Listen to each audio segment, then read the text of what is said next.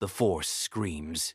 Across 1,000 worlds, Jedi Masters awaken in cold sweat, their connection to the Force suddenly wrong.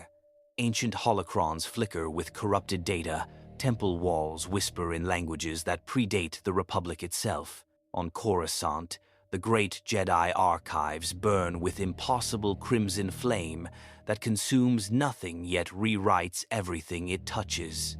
In the heart of the temple, where the oldest texts are kept, reality cracks like broken glass. Through the fracture steps a giant, red-skinned, one-eyed, radiating psychic power that makes the Force itself recoil. He carries no lightsaber, he needs none. In one massive hand, he holds a tome bound in flesh and screaming metal. His voice echoes through dimensions. Your ignorance ends tonight.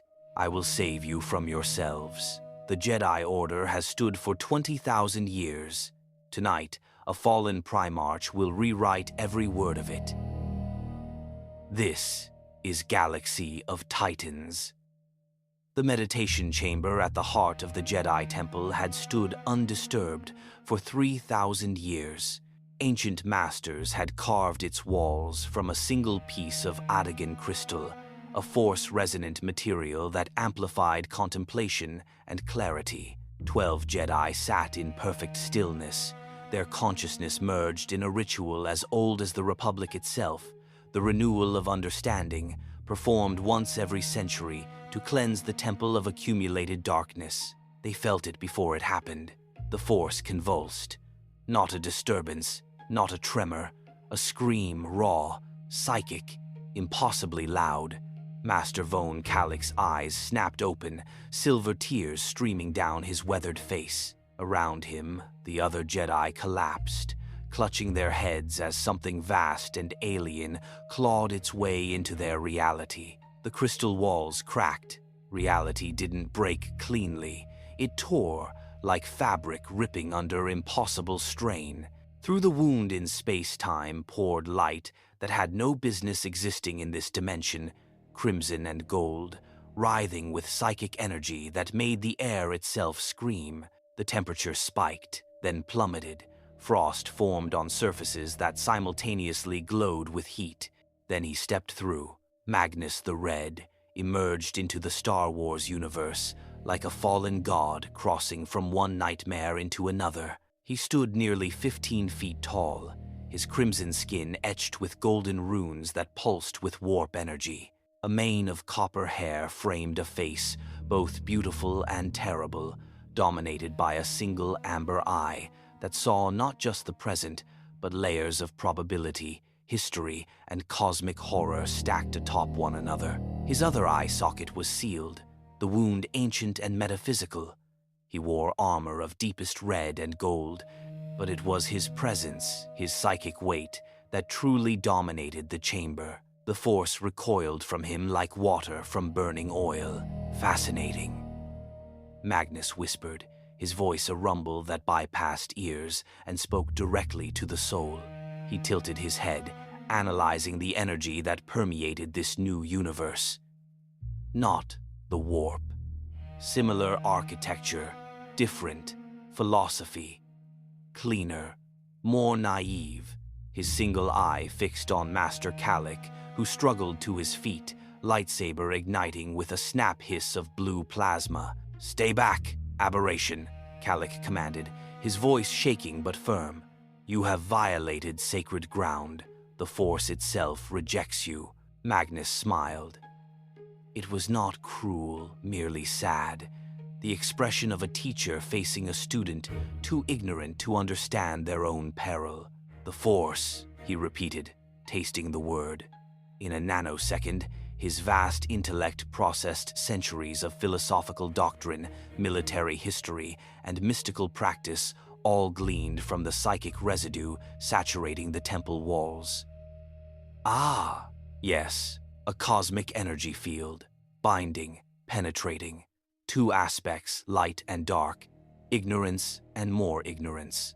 He took a step forward. The crystal floor cracked beneath his weight, spiderweb fractures spreading outward. "Do not lecture me about sacred ground, little priest. I have walked the Black Library of Camorra. I have read the Book of Magnus. I have gazed into the Eye of Terror and returned mostly intact." His voice hardened. "I know what happens when mystic orders refuse knowledge, when they blind themselves to danger in the name of purity." "You speak madness," Calic said, but his conviction wavered. The being before him radiated power that made even the mightiest Jedi Masters seem like candles before a star. "I speak experience." Magnus raised one massive hand. Telekinetic force, not the Force, but something darker, hungrier, ripped the lightsaber from Calic's grip. It hung suspended, rotating slowly. "Your order believes in balance, in restraint, in hiding from the darkness you cannot face." He clenched his fist, the lightsaber crushed like paper. "I believed that once. I was wrong, and my ignorance damned my sons, my father's dream, and 10,000 years of human evolution." Magnus's eye blazed with psychic fire. "But I am not wrong now. I have seen the pattern, studied it across countless timelines and realities. Mystic orders that refuse forbidden knowledge inevitably fall to it unprepared, untrained, unable to resist." Alarms screamed throughout the temple. Footsteps thundered in distant corridors. The Jedi Council would arrive within minutes. Magnus ignored them. From within his armor, he produced a tome massive, bound in materials that reality itself seemed reluctant to acknowledge. The cover bore inscriptions in languages that predated human civilization, each word a psychic weight that pressed against sanity. "Your archives are incomplete," Magnus declared. "Your holocrons are children's toys. Your ancient knowledge is barely adolescent compared to what lurks in the dark between stars." He held the book aloft like a prophet bearing scripture. "But I am not without mercy. I did not come to destroy. I came to teach." Master Calic felt something then, a presence in his mind, vast and intrusive, reading his thoughts like scrolling text. He tried to resist, to center himself in the Force, but Magnus's psychic power was overwhelming. "You fear I will corrupt your order," Magnus said, answering the unspoken terror. "You are correct to fear, but corruption is inevitable. Only preparation can prevent catastrophe." His voice dropped to a whisper that filled the chamber like thunder. "Let me show you what happens when guardians of peace refuse to acknowledge war." He opened the book. Reality screamed again. The pages glowed with witch fire, each word a doorway to forbidden understanding. Master Calic saw just for an instant visions of the warp, of the Horus heresy, of Magnus's own fall from grace. He saw the burning of Prospero, the shattering of the 1,000 suns, the moment when good intentions and forbidden knowledge became indistinguishable. He saw the future Magnus was trying to prevent, and it looked terrifyingly like the past Magnus had lived. When the vision cleared, Master Calic was on his knees, blood streaming from his nose. The other Jedi in the chamber lay unconscious, their minds unable to process what they'd witnessed. Magnus the Red stood at the chamber's center, his book open, already beginning his work. "I will rewrite your history," he said softly, "not to destroy you, but to arm you with truth, whether that saves or damns you." His smile was bitter, ancient, and infinitely sad. "That depends entirely on your wisdom." Behind him, the Force itself began to warp, reality bending to accommodate knowledge it had never been meant to hold. The Jedi Order's greatest crisis had begun. The Jedi Archives stretched across 17 levels beneath the temple's main structure, a cathedral of knowledge housing holocrons, manuscripts, and data crystals spanning 20 millennia. Chief Librarian Jocasta Nu had devoted her entire life to its preservation, cataloging, protecting, ensuring that wisdom passed safely from one generation to the next. Tonight, she watched it burn, not with fire. Worse, the flames were psychic, crimson and gold, spreading from tome to tome like a virus rewriting genetic code. Where they touched, text shifted, Historical accounts rewrote themselves. Philosophical treatises gained new chapters. Holocrons flickered and reformed, their gatekeeper personalities screaming in digital agony before emerging, changed. Magnus the Red stood at the Archives' heart, his massive form radiating power that made the air shimmer. His single eye blazed with concentration as he worked, one hand extended, fingers conducting reality like a maestro before an orchestra of knowledge. The forbidden tome floated before him, pages turning of their own accord, each leaf revealing truths that the Star Wars universe had never been meant to contain. "Stop!" Jocasta Nu's voice cracked with fury and horror. She had assembled every available Jedi Knight, 23 warriors, with ignited lightsabers forming a perimeter around the Crimson Giant. "You desecrate sacred knowledge." Magnus didn't pause in his work. A manuscript on ancient Sith philosophy lifted from its shelf, floated to him, and opened. His eye scanned the text with supernatural speed. "Desecrate," he mused, his voice a low rumble. "An interesting word. To violate the sacred. But what is sacred about ignorance?" He gestured, and the manuscript's pages began to fill with new text, elegant, flowing script that wrote itself in real time. "The ancient Sith knew of the dark side's corruption, yet your order learned nothing from their fall. You repeated their mistakes in different forms. We learned to maintain balance." Jocasta Nu stepped forward, her own lightsaber a rare sight for a librarian humming with green energy. "We learned restraint, wisdom, the danger of attachment to power. You learned fear." Magnus's eye fixed on her, and she felt her mind laid bare. Every memory, every doubt, every secret fear exposed in an instant. "You learned to hide from what frightens you, to label dangerous knowledge as forbidden, rather than teaching your students to wield it safely." He turned fully toward her, and the assembled Jedi tensed. "Do you know what happens to mystic orders that refuse to acknowledge the darkness they fight?" Magnus asked. His voice carried the weight of terrible experience. "They fall. Not because darkness is stronger, but because they face it untrained, unprepared. Shocked by horrors they convinced themselves couldn't exist." "The Jedi Order has stood for 20,000 years, Master Kalik said, arriving with the rest of the council. His nose still bled from their earlier encounter, his robes stained crimson. "We have weathered countless threats. 20,000 years." Magnus laughed, bitter and hollow. "My father's Imperium claimed 10,000 before the heresy. The Eldar claimed millions before their fall. Age means nothing, only adaptability to threat." He gestured at the archives around them. These texts describe the dark side as an external corruption, a temptation to be resisted. They're wrong. A holocron activated unbidden an ancient Jedi Master's teaching on emotional control, but now, overlaid with Magnus's alterations, it spoke new words. The dark side is not separate from the Force, but fundamental to it. To deny its existence is to deny reality.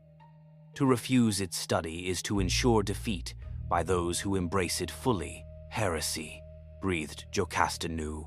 "Truth," Magnus corrected. "Uncomfortable truth, the kind that prevents catastrophe." His massive hand swept toward a section on Sith history. "Your records describe the 100-year darkness when fallen Jedi created the Sith Order, but they don't ask why those Jedi fell or how the Order's own rigid philosophy created the pressure that led to schism. Books flew from shelves, orbiting Magnus like planets around a star. Each one opened, pages flipping rapidly as new content burned itself into existence. "I am teaching you what I learned too late," Magnus continued, his voice dropping to something almost gentle. "That forbidden knowledge, left unstudied, becomes exponentially more dangerous. That those who refuse to understand darkness will be consumed by it. You were consumed by it. Master Calic's accusation echoed through the archives. We felt your memories, sorcerer. You delved too deep and damned yourself. For the first time, Magnus's composure cracked.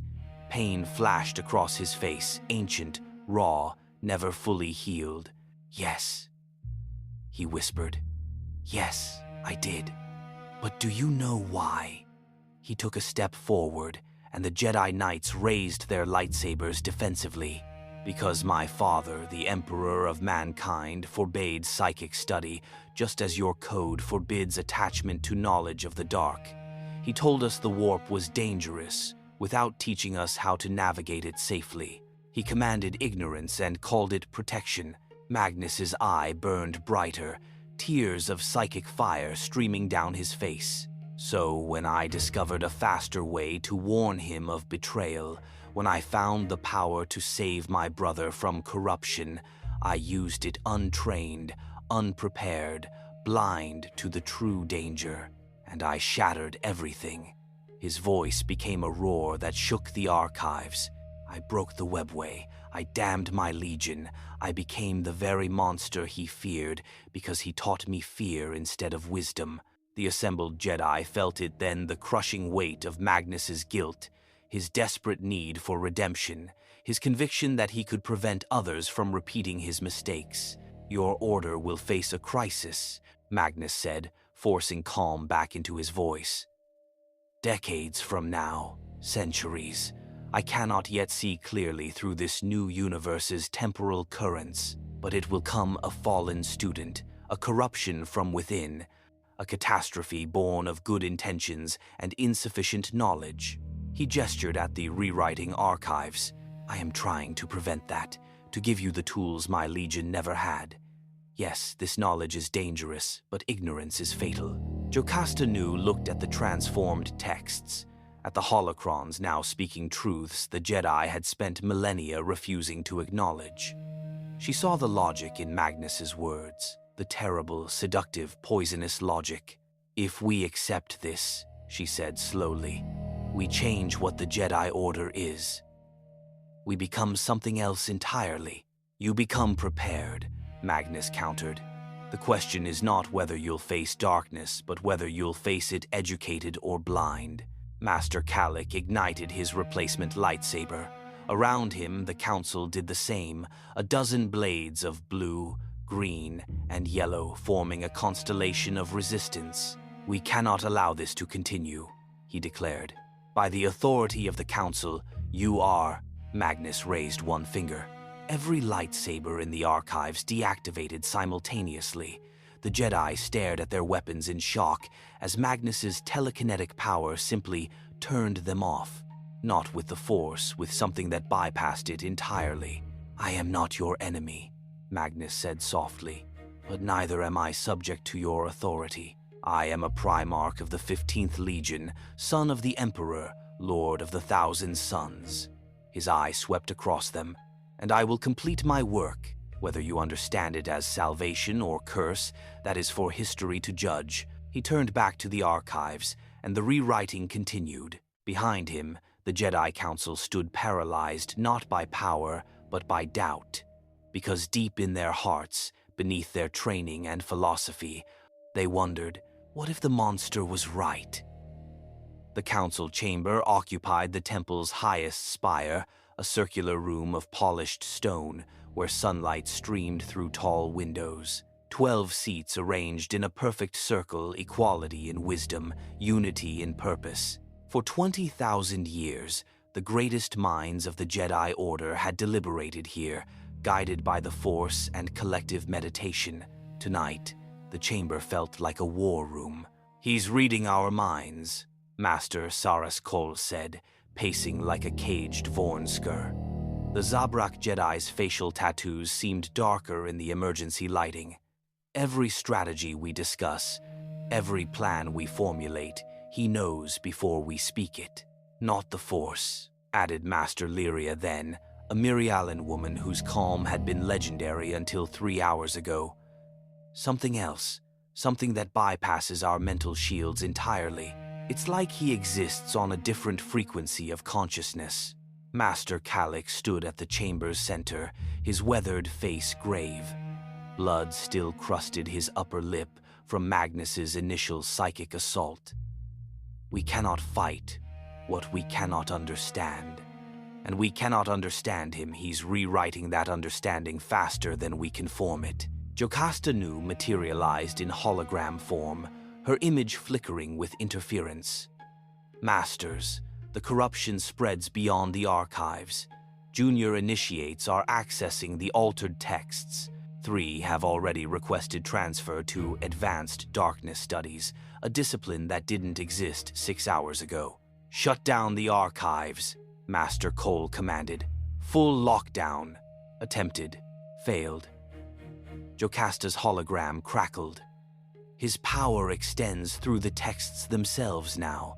Closing physical doors doesn't stop psychic transmission. Padawans are dreaming the altered knowledge, waking with memories of lessons they never attended. Silence fell like a shroud. Master Vrook Lamar, eldest of the council, spoke from his seat with a voice like grinding stone. We face a threat beyond conventional measure. This, Magnus, represents a paradigm our order has no framework to combat. He is not Sith darkness without malice. He is not fallen tragedy without corruption. He is something worse. A teacher who believes his poison is medicine. Then we must remove him by force, Master Cole insisted. Gather every available knight. Overwhelm him with numbers. He disabled 23 lightsabers with a gesture, Calic reminded him, and that was him being merciful. I felt his power during the initial contact. If he wished us dead, we would be. Then what do you propose? Cole's frustration bled through. We allow him to rewrite our entire philosophical foundation. Calic closed his eyes, centering himself in the Force, seeking guidance.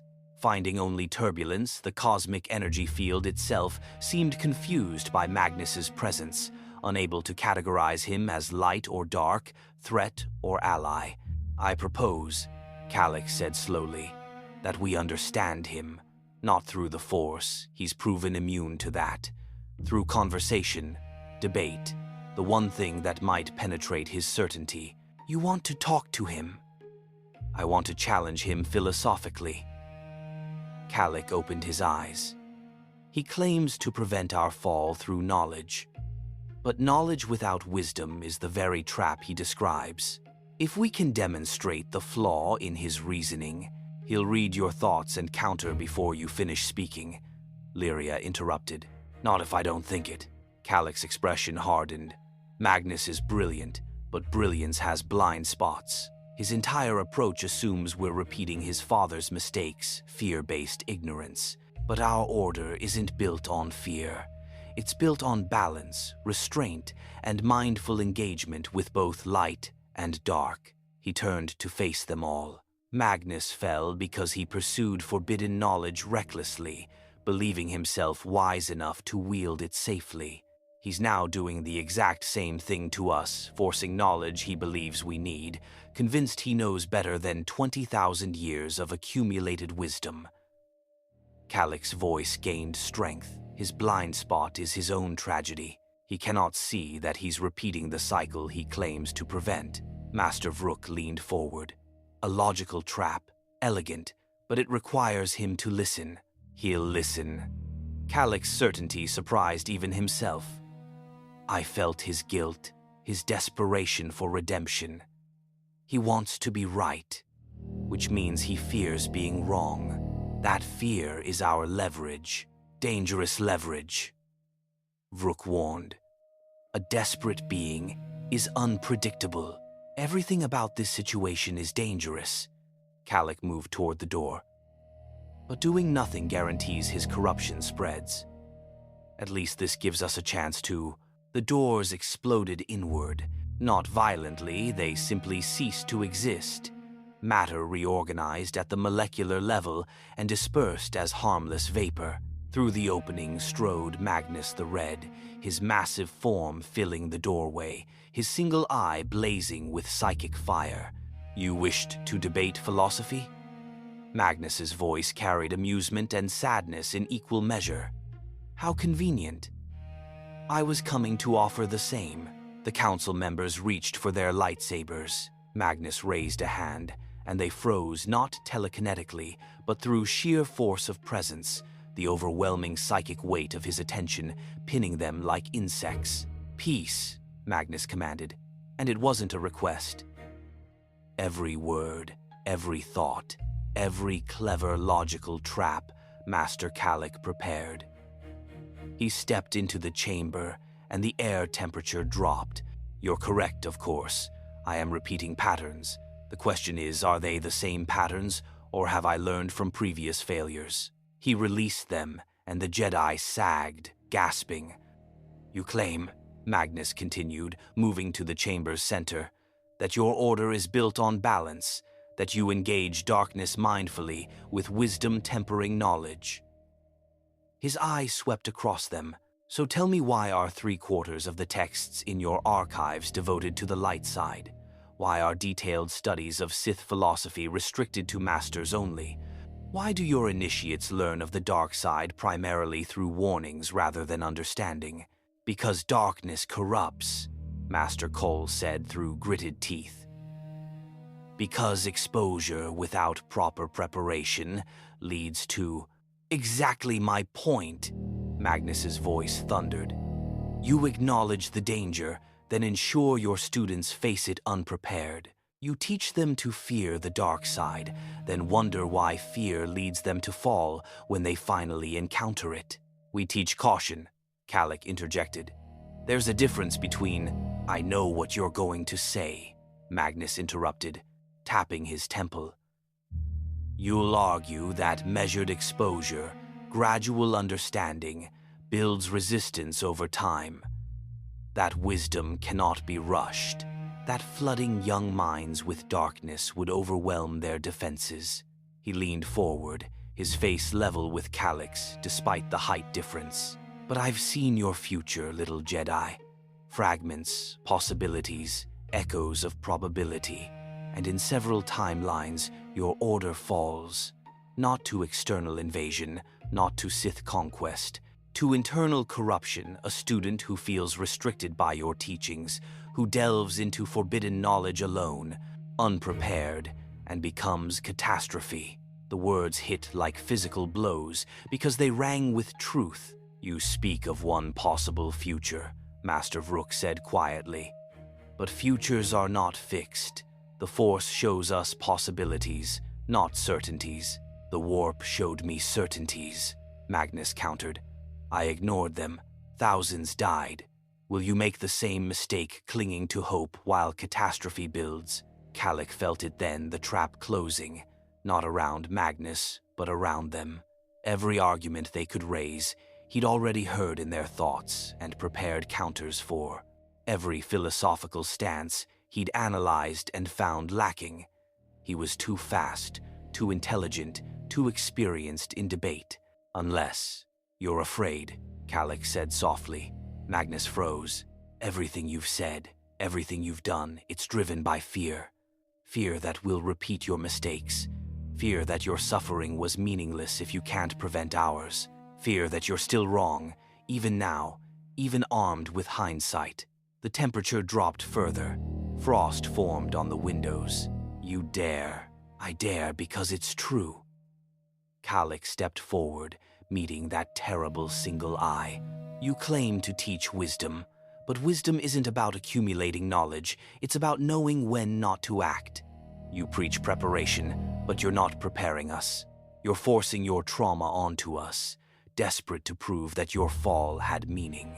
Magnus's hands clenched into fists. Reality rippled around them.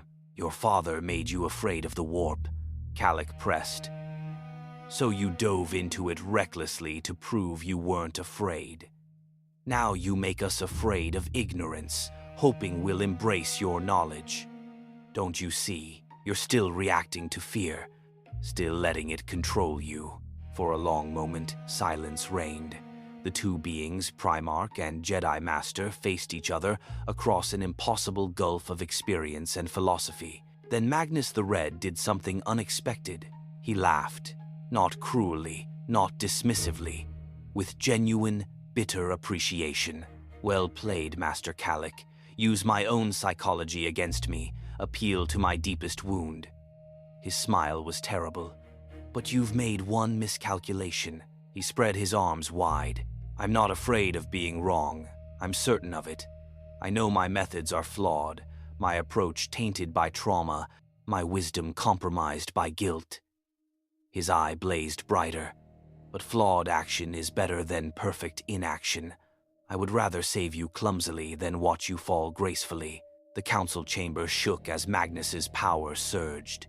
So yes, debate me, challenge my logic, expose my fears. But while you do, initiates in the archives below are reading texts that will save their lives decades from now.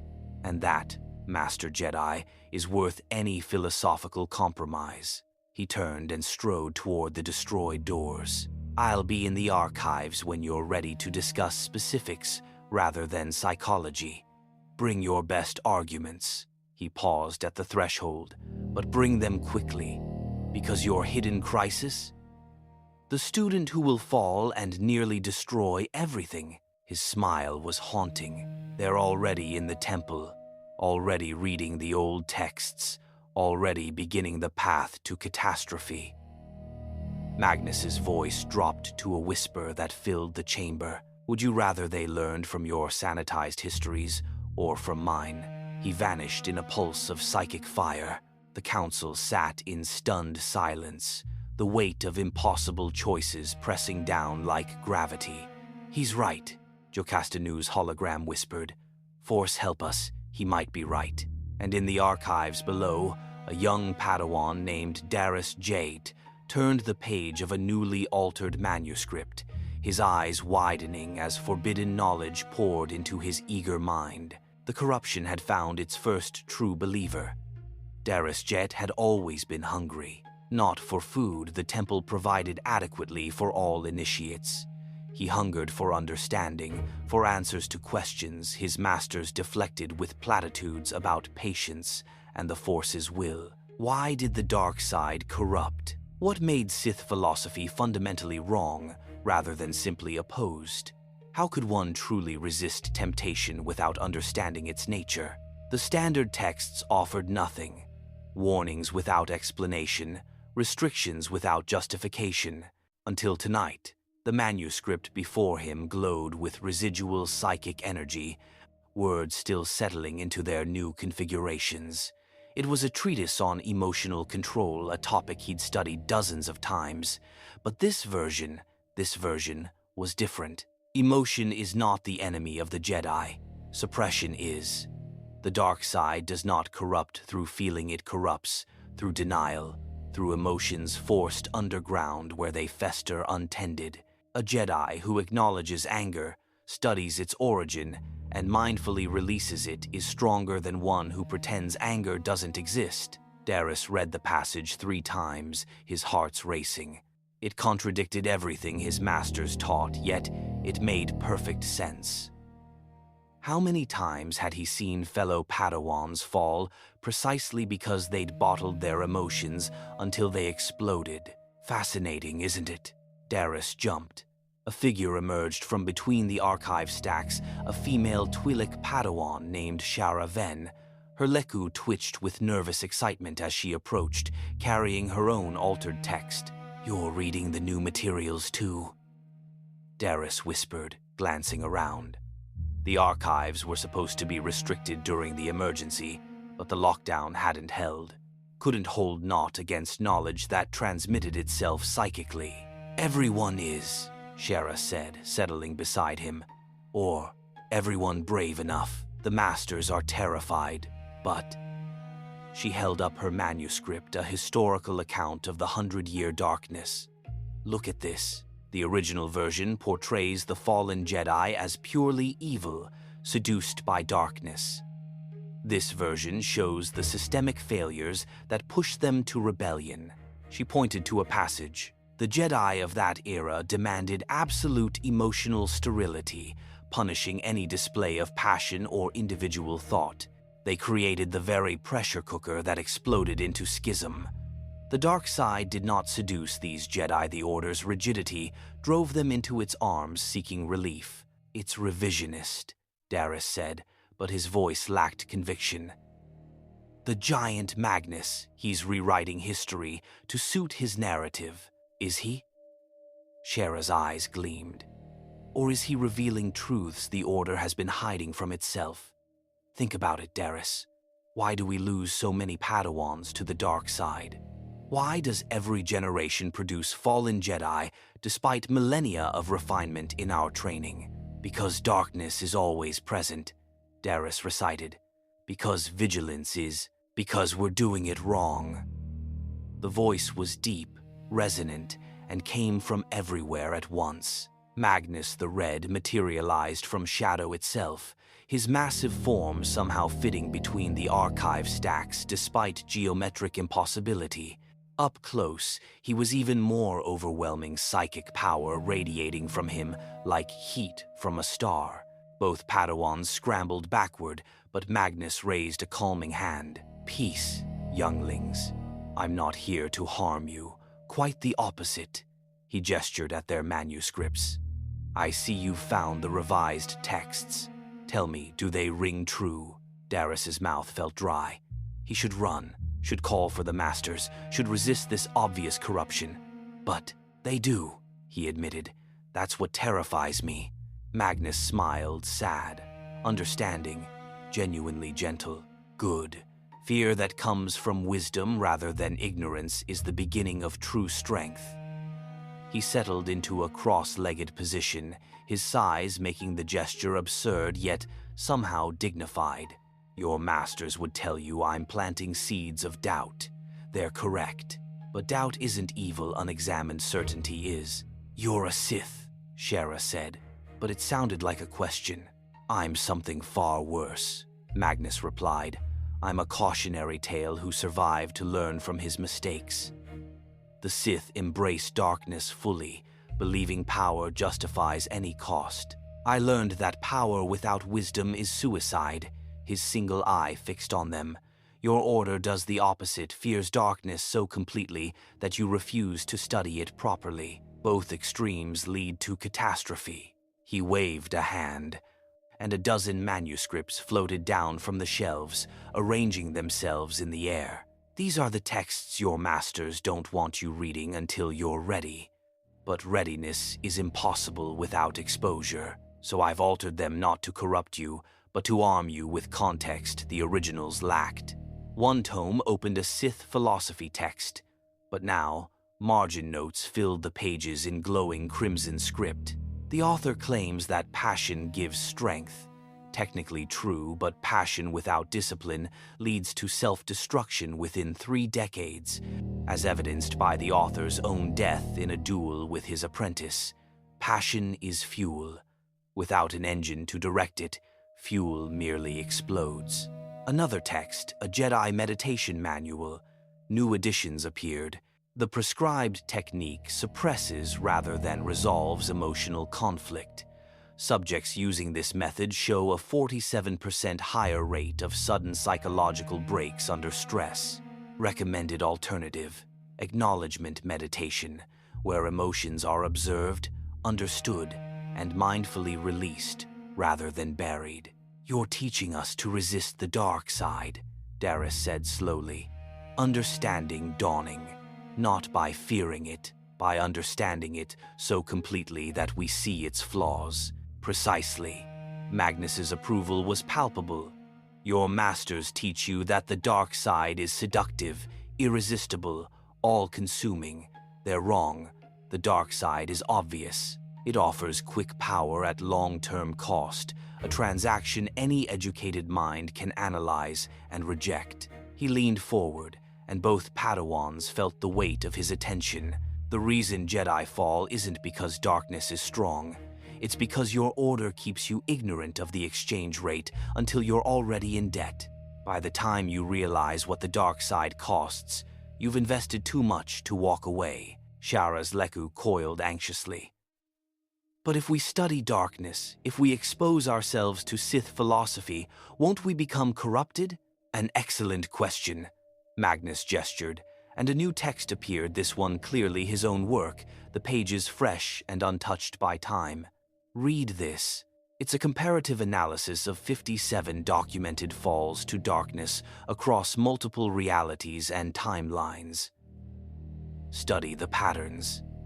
Every single one shares common elements. The text opened to reveal dense, scholarly analysis.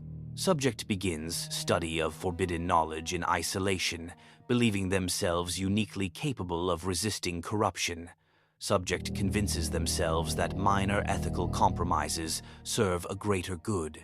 Subject surrounds themselves with enablers rather than critics. Subject believes they remain in control until the moment control is lost, typically 18 to 36 months after initial exposure.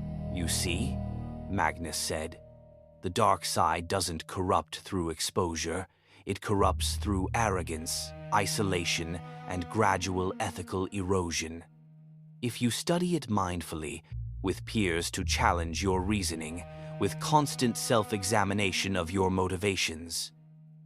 He smiled. Then you're not falling. You're training. Darius felt something shift in his understanding. Not corruption, clarity. Like clouds parting to reveal a landscape that had always been there. The masters won't accept this, he said. They'll try to stop us from reading these texts. They will, Magnus agreed, which is why you must be smarter than they are fearful. Study in groups, never alone. Question each other constantly. The moment any of you begins making excuses for ethical compromises, the others must intervene immediately. He stood, his massive form somehow less threatening now, more professorial. I am not offering you power, younglings. I'm offering you a vaccine-controlled exposure to darkness that builds immunity rather than waiting for full infection. His voice dropped. Your order has a crisis coming. A student will fall, catastrophically, and nearly destroy everything. That student is already here, already walking the path to damnation because your masters gave them rules without reasons. Magnus moved toward the shadows between stacks. I cannot force you to use this knowledge wisely. Wisdom must be chosen. He paused at the threshold of darkness. But I can ensure the choice exists that when your generation faces darkness, you do so educated rather than blind. He vanished like smoke. Darius and Shara sat in silence, the weight of altered texts surrounding them. Around the archives, they could hear whispered conversations, other Padawans discovering Magnus's work, debating its implications, beginning the dangerous journey from ignorance to understanding. We should tell the masters, Shara said, but her hand remained on the manuscript. We should, Darius agreed, not moving. Neither of them did. Instead, they kept reading. 3 levels above, in the council chamber, Jocasta Nu's hologram flickered with dire news. 23 Padawans so far, she reported, all reading the altered texts. All changing, not corrupted. Precisely, but different. Asking questions we don't have answers for. Challenging doctrines we've never had to defend because they were simply accepted. Master Calic felt the force trembling around them, not with darkness, but with uncertainty. The absolute moral clarity that had defined the Jedi Order for millennia was cracking, not breaking, evolving. And evolution, he realized with cold dread, was impossible to stop once it began. He's not corrupting them, Calic whispered. He's educating them. And education is far more dangerous than corruption because it's much harder to undo. In the archives below, Magnus's rewriting continued, and the Jedi Order's future shifted with every word.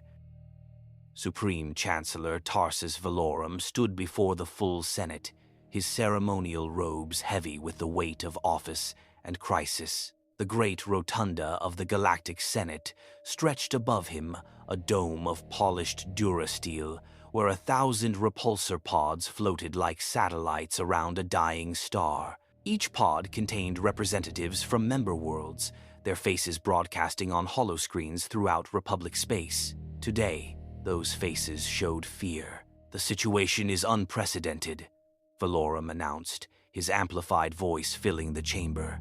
"A being of unknown origin has infiltrated the Jedi Temple on Coruscant. He has demonstrated abilities beyond our understanding: psychic manipulation, reality distortion, and most concerning, ideological subversion of our Order's most promising students." Senator Rax Corvon of Corellia's pod drifted forward, his weathered face skeptical. "With respect, Chancellor, isn't this a Jedi internal matter? Why convene an emergency session? Because it stopped being internal 37 minutes ago." Valorum gestured, and a holographic display materialized, showing the Jedi Temple. But wrong. The Force nexus that had burned like a beacon for 20,000 years now pulsed with crimson gold energy, visible even to non-Force sensitives. Whatever this being is doing, it's affecting the cosmic fabric itself. Our scientists report gravitational anomalies, temporal fluctuations, and psychic radiation spreading from the temple at measurable rates.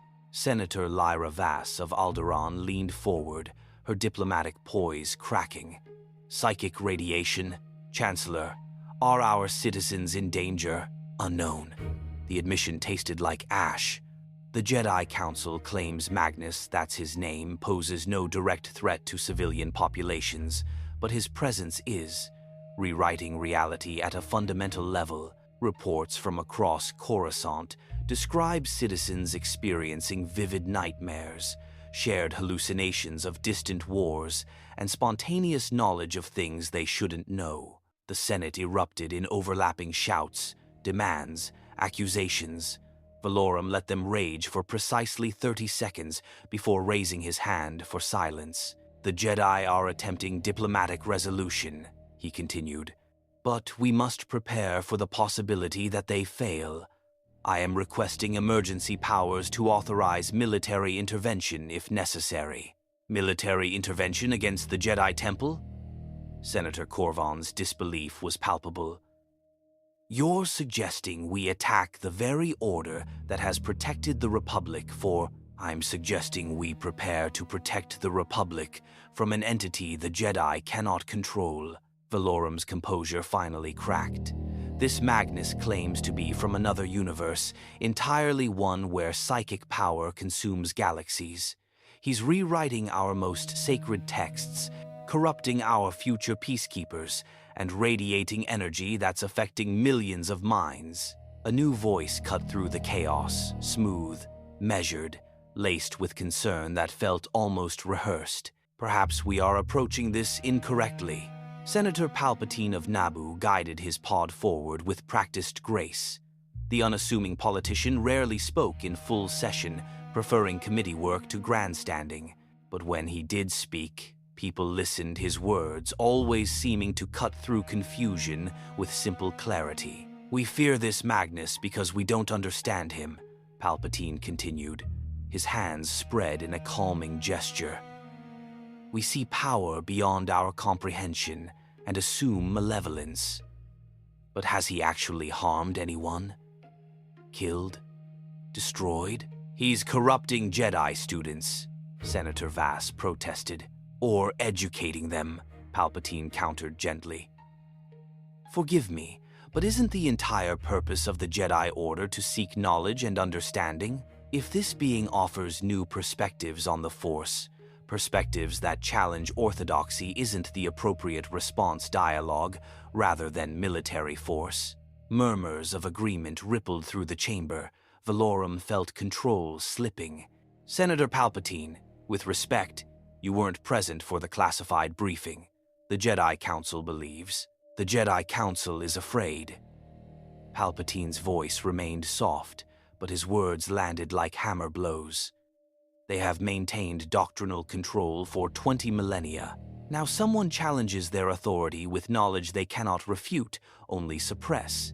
Is that not precisely the behavior they claim to oppose in the Sith?" The comparison was inflammatory and devastatingly effective. Senators who had been ready to authorize force now hesitated, considering. "I propose an alternative," Palpatine said.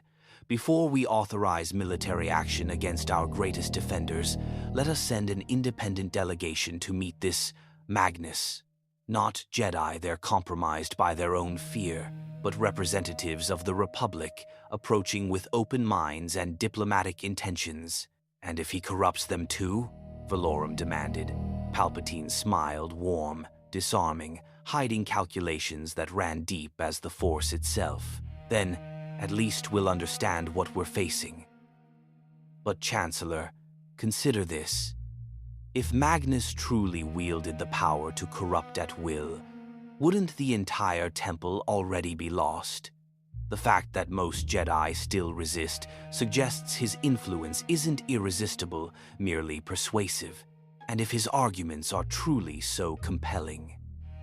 Palpatine paused, letting the implication hang. "Perhaps we should understand why before we silence him with force." The Senate erupted again, not in panic now, but in debate. Valorum realized with sick certainty that he'd lost them. Palpatine's intervention had shifted the narrative from existential threat to philosophical dispute. In the shadows of his pod, Palpatine allowed himself the ghost of a smile. This Magnus was an unexpected variable, dangerous, unpredictable, potentially catastrophic to his own long-laid plans, but also interesting. A being who could corrupt Jedi through knowledge rather than traditional dark side temptation, who operated outside the usual light-dark dichotomy, who might inadvertently weaken the Order's unity at precisely the moment Palpatine's own schemes approached fruition. Yes. Very interesting indeed. In the Jedi Temple, Master Calic felt the shift in galactic sentiment like a wound in the Force. The Republic, their closest ally, their founding partner, was turning against them, not through Magnus's direct action, but through the fear and uncertainty he'd created simply by existing. "The Senate debates intervention," he reported to the assembled council. "Chancellor Valorum requests authorization for military action if we fail to resolve this internally." "They would attack the temple?" Master Cole's incredulity was tinged with betrayal. "They're afraid," Master Vrook said quietly, "and fear makes allies into enemies faster than any Sith manipulation." Jocasta Nu's hologram materialized, her expression haunted. "It gets worse. The altered texts are spreading beyond the archives. Padawans are copying them, sharing them, uploading them to secure databases. 3 senior knights have requested formal debate with Magnus on philosophical grounds. They don't view him as an enemy, they view him as a controversial scholar." "Then we've already lost," Master Cole said bitterly. "No," Calic's voice cut through despair like a blade. "We've lost the ability to simply suppress this, but that doesn't mean we've lost everything." He turned to face the council. "Magnus claims to prevent our fall through education. Very well, let's test that claim. Publicly. Let's force him to defend his philosophy, not in the archives, where only Padawans hear, but before the entire Order. A formal debate?" Master Vrook considered. "Risky. If he sways the majority, then perhaps he should." The words tasted like betrayal, but Calic pressed on. "If 20,000 years of tradition cannot withstand philosophical challenge, maybe that tradition needs to evolve.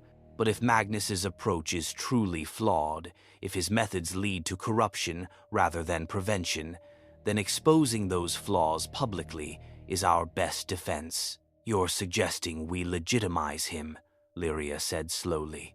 "I'm suggesting we outmaneuver him." Calic's eyes hardened. "Magnus expects us to cling to authority, to suppress through force rather than reason. That's what his father did, what drove him to rebellion. But what if we don't? What if we meet his challenge directly, transparently, with the entire Republic watching?" Understanding dawned across the council. "We turn this into a test of ideas rather than a contest of power," Vrook said. "And ideas can be defeated through superior reasoning." "Exactly," We invite Republic representatives, including Chancellor Valorum's delegation. We broadcast the debate across the HoloNet. We let Magnus present his case, and we present ours. Calic allowed himself a grim smile. And we let the galaxy judge which philosophy better serves the Force. And if the galaxy chooses wrong, Master Cole asked, then we adapt. Calic's certainty was absolute, because the alternative military conflict, order schism, Republic fracture, that's the guaranteed catastrophe Magnus claims to prevent. At least this way, we control the battlefield. The Council voted. The decision was unanimous. Deep in the archives, Magnus paused mid-gesture, his single eye narrowing. He felt the shift, the Jedi changing tactics, adapting faster than his father ever had. Not suppression through force, but engagement through reason. Clever, he murmured, a note of respect in his voice. They learn quickly. Good. They'll need that flexibility for what's coming. Behind him, Darius Jate and 47 other Padawans studied the altered texts, their minds expanding, their understanding deepening, their future transforming with every revelation. The question was no longer whether the Jedi Order would change. The question was whether that change would save them or doom them. And in the Senate chamber, Senator Palpatine watched the holographic feed of the temple, his yellow eyes hidden behind a mask of concerned compassion, his thoughts already calculating how this chaos might serve his ultimate design. Three forces converged on a single point, a desperate Primarch seeking redemption, an ancient order facing evolution, and a Sith Lord watching both with infinite patience. The galaxy held its breath. The ancient Sith Empire maintained few embassies in Republic space tokens of the uneasy peace that had lasted 3 decades. Ever since the Treaty of Coruscant ended the last Great War, their consulate on Dromund Kaas operated in the shadows, a fortress of dark stone where the Force itself seemed to curdle and rot. Tonight, Dark Council member Darth Arctis stood in the communication chamber, watching holographic feeds of the Jedi Temple with eyes that burned like dying stars. The Sith purebloods' features sharp ridges, crimson skin, facial tendrils writhing with barely contained power twisted into something between hunger and unease. "Explain it again," he commanded the robed intelligence officer. "This being, this, Magnus." The officer, a human named Vex, who had sold his soul to the dark side for power and found only servitude, bowed low. "My lord, our sources within the Senate confirm the reports.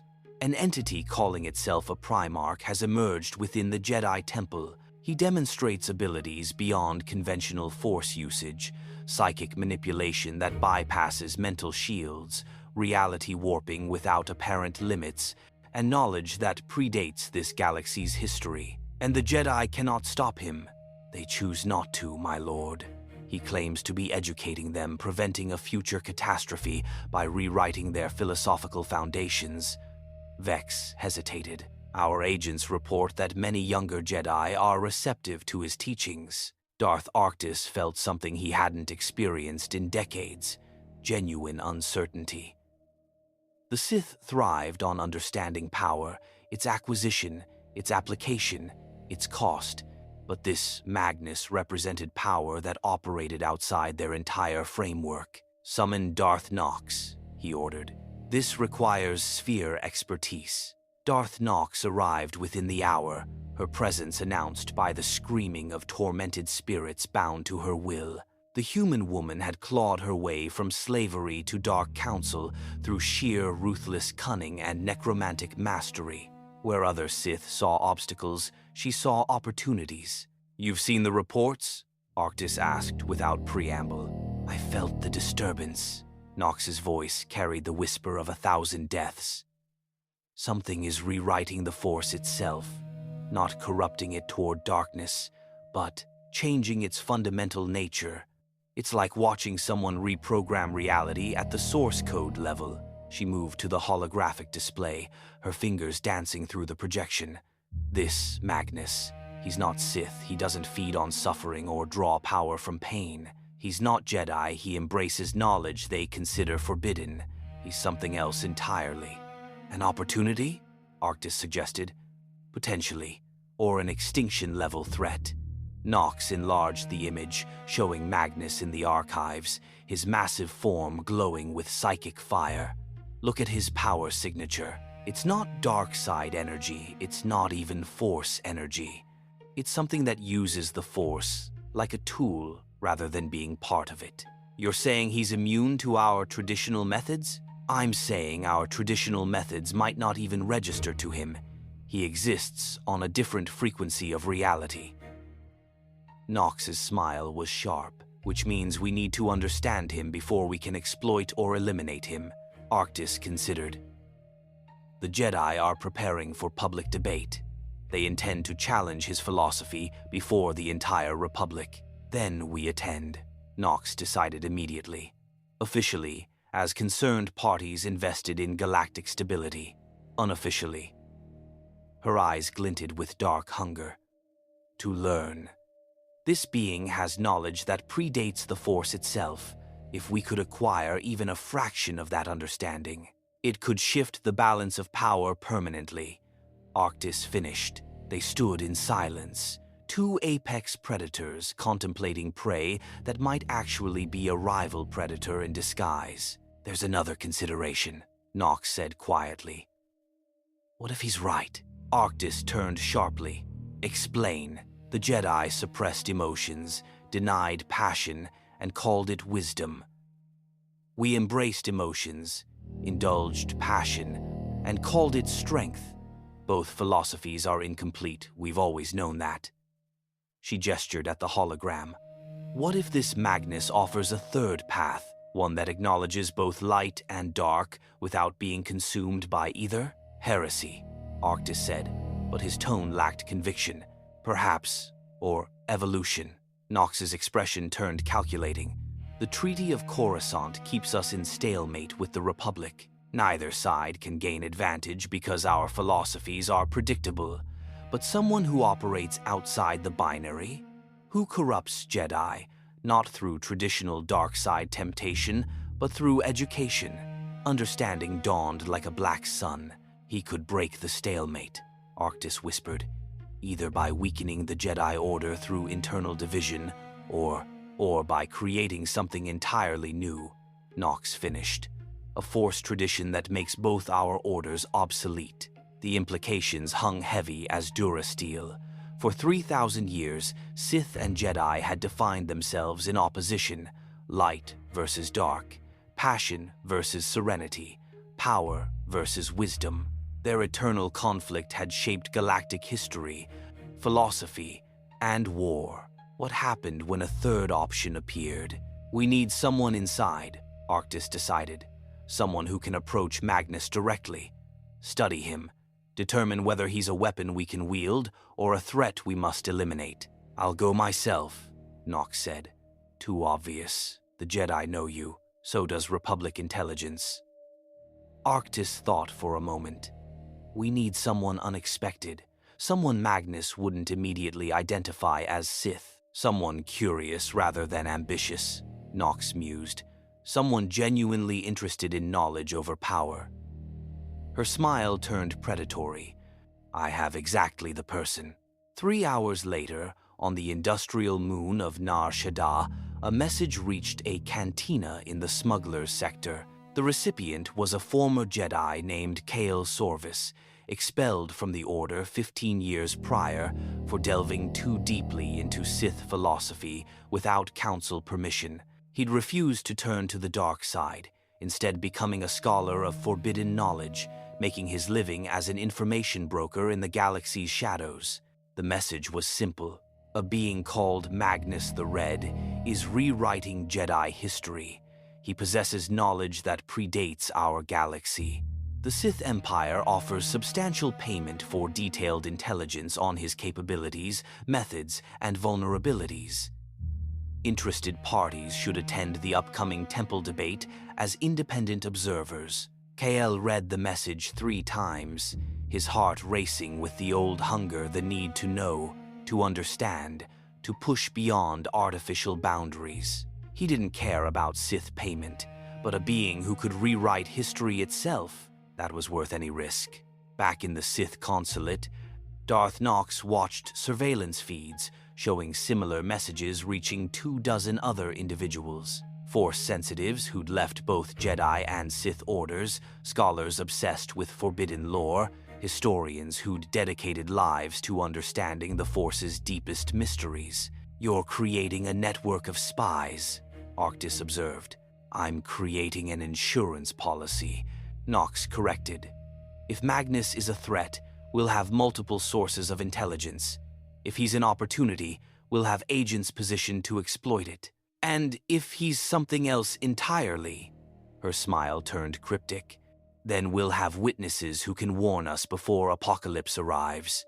On the holographic display, Magnus continued his work in the Jedi Archives, unaware, or perhaps entirely aware of the dark attention now focused on him. In the deepest level of the Sith consulate, in a meditation chamber sealed behind blast doors and dark side wards, Darth Arctis attempted something forbidden, even by Sith standards. He reached out through the Force, not to manipulate or destroy, but to observe, extending his consciousness across the galaxy toward the Jedi Temple, seeking to glimpse this Magnus entity through the Force itself. The backlash nearly killed him. He stumbled backward, ichor streaming from his eyes, his connection to the Force screaming in agony. The sensation was like touching a star, no, worse, like touching something that existed outside the universe, something that the Force itself couldn't fully comprehend. And in that terrible instant of contact, Arctis saw, not visions, not prophecy, memories, Magnus's memories. A golden giant on a throne, power beyond comprehension, beyond sanity. A betrayal that broke reality itself. Legions burning in psychic fire. A son trying desperately to warn his father, using forbidden knowledge, shattering something called a webway. Damnation. Transformation. 10,000 years of regret. And underneath it all, a desperate, aching need to prevent it from happening again. Arctis collapsed, his mind barely holding coherence. When Nox found him minutes later, she read the terror in his expression. "What did you see?" she demanded. "The truth," Arctis whispered, his voice broken. "He's not lying. He's not manipulating. He genuinely believes he's saving the Jedi from his own fate." He grabbed Nox's arm with desperate strength. "But that's what makes him so dangerous. He's not evil, he's traumatized. And he's wielding galaxy-ending power while trying to fix his own psychological wounds. Can he be stopped?" Arctis laughed, broken, bitter, tinged with madness. "I don't know. But I know this. Whatever happens at that debate, whatever the Jedi decide, whatever the Republic does." He met her eyes. "The galaxy as we know it is already gone. Magnus has changed something fundamental. We're just watching the ripples spread." In the Jedi Temple, Magnus paused in his rewriting, his single eye fixed on a distant point. He'd felt the Sith's observation, the crude attempt at psychic reconnaissance. "So," he murmured, "the dark side takes interest. Predictable. They see power and assume it can be stolen or corrupted." His smile was sad. "They don't yet understand I've already been corrupted, already fallen, already learned the lesson they're still too arrogant to comprehend." He returned to his work, but now a new text appeared on his workbench, a manuscript addressed to the Sith who would inevitably come seeking knowledge. Its title glowed with psychic fire. "Why You Will Fall. A Primarch's warning to those who believe themselves beyond consequence." The game had expanded. New players had entered, and Magnus the Red prepared to teach them all lessons written in his own damnation. The Grand Convocation Hall hadn't been used in 2 centuries, not since the last great schism nearly tore the Jedi Order apart over the question of whether to intervene in the Mandalorian Wars. Now, crews worked around the clock to restore it, preparing for a debate that would be broadcast across the entire Republic. But Magnus the Red had other plans, deep beneath the temple, in sublevels that hadn't appeared on architectural plans until he willed them into existence. Magnus stood before a doorway that shouldn't be possible. The portal pulsed with energy that made reality itself flinch crimson and gold, threaded with mathematical formulae from a universe of endless war. "You're creating a warp rift," said a voice behind him. "Inside the Jedi Temple."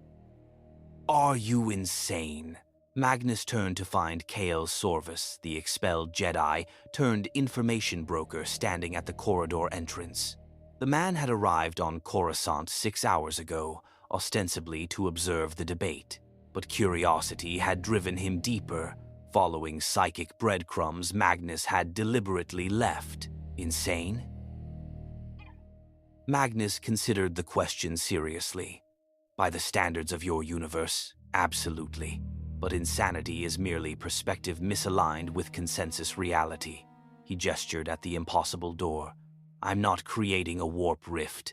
I'm creating something far more controlled, a psychic library, a repository of knowledge that exists simultaneously in your reality and mine." Kael approached cautiously, his force senses screaming warnings. Yet beneath the alarm, he felt something else. Hunger. The same desperate need for understanding that had gotten him expelled 15 years ago. "Why?" he asked simply. "Because the Jedi Council will never allow what I've written in their archives to remain," Magnus explained. "After I'm gone, and I will eventually be gone, they'll erase my work, restore the original texts, tell themselves they've purged corruption." His single eye blazed. But some knowledge, once introduced, cannot be forgotten. It burrows into consciousness like a seed. This library ensures that seed has roots too deep to extract. He placed his massive hand on the door, and it opened. Beyond lay impossibility. The space defied geometry, vast yet contained, infinite yet bounded. Shelves stretched into dimensional folds that Kael's mind couldn't fully process, each one containing texts that glowed with their own psychic luminescence. Some were books in the conventional sense. Others were crystalline structures, living manuscripts that rewrote themselves as they were read. Still others were pure psychic imprints, knowledge that existed as experiential memory rather than written word. "Welcome," Magnus said softly, "to the Library of Damnation, a collection of every lesson I've learned through catastrophic failure." Kael stepped through, and the Force shifted, not corrupted, not enlightened. Simply expanded, as though acknowledging possibilities it had never considered before. "This is forbidden knowledge," he whispered. "All knowledge is forbidden to someone," Magnus replied. "The question is whether that prohibition serves wisdom or fear." He moved deeper into the library, and Kael followed, unable to resist. They passed sections labeled in languages Kael didn't recognize. High Gothic, Aeldari runes, mathematical constants from realities where physics operated differently. Here, Magnus stopped before a section that glowed with particular intensity. The texts of necessary evil. 13 treatises on acts that violate conventional morality but prevent greater catastrophe. The Jedi will claim these corrupt, that any compromise with darkness leads to damnation. His expression darkened. "They're half right. Most who read these will fail the test, will convince themselves that terrible means justify righteous ends, will become the monsters they sought to prevent. Then why preserve them?" Kael demanded. "Because the ones who pass the test, who understand the danger and remain uncorrupted, they become something extraordinary."